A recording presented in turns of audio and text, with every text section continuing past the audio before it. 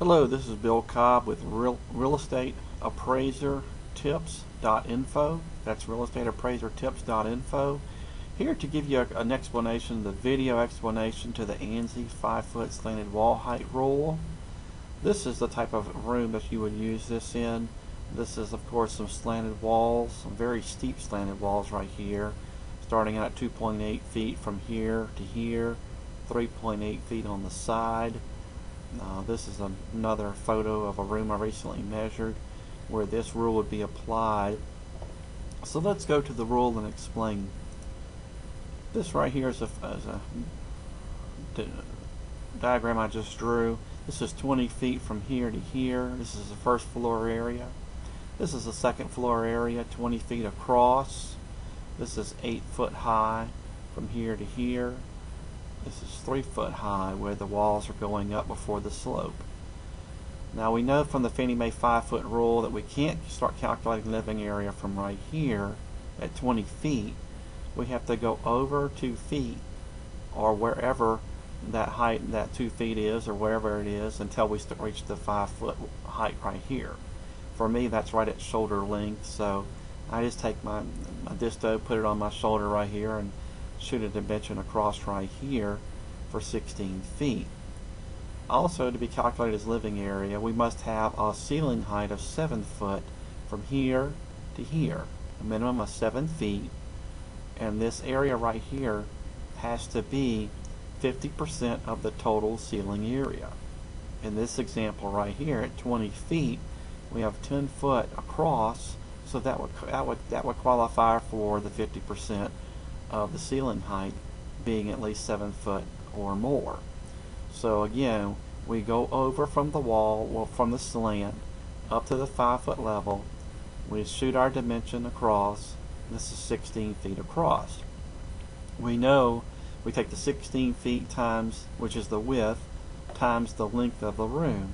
In this particular example right here, we have a room that's 16 by 40 feet, so we would have living area of 640 square feet that we could use from the second floor. Now let's go directly to the ANSI itself, the explanation. This right here is page 2 of the ANSI Z765-1996. This has been out for right at 13 years now. So it should be known by professionals, but I'm not sure if it is by all. To be included in the finished square footage calculations, finished area must have a ceiling height of at least 7 feet wide, except under beams, ducts, and or other obstructions where the height may be 6 foot 4 inches, under stairs where there is no specified height requirement, or where the ceiling is sloped. If a room's height is sloped, at least 1/2 of the finished square footage in that room must have a vertical ceiling height of at least 7 feet. No portion of the ceiling, of the finished ceiling, has a height of less than 5 feet may be included in the finished square footage. So let's go apply this to a sketch that I recently did. Again, we're looking at a room like this right here. We're going to look at a sketch of this room itself, and this is the sketch right here. In bold is what I calculated as actual living area. These right here are the actual wall lines, though, of the room itself. Now, I was handed a sketch whenever I arrived at this home of a previous appraiser that had appraised this home, and this just 3 months before I did. They couldn't use the appraisal. It was another lender, so they asked me to do an appraisal. What I did is I drew all the actual wall lines first, and then I used my disto to calculate the 5-foot rule. This is the area right here. The actual wall lines is what the original appraiser used to calculate the living area, and he came in right at 127 more square feet than I did, which is a serious problem because this home was valued at around $130 a square foot.